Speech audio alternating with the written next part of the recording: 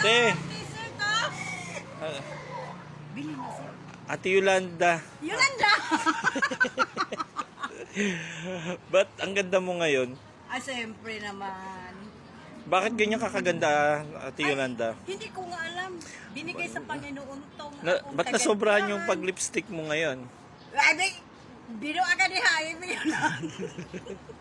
Ay, gara-gara na sir. Kay inutusan ra ba ko ni Sir John? Ganda mo. Ma'am, bili na ma'am. Ganda mo pag... Awit. Bakit ganyan kaganda yung pag-lipstick mo? Aday! Ayaw dyan ko gara-gara na sir. Kaway ka, ate. Kuya! Bili na, kuya! T-shirt! Sabado. Sige lang kong tinda.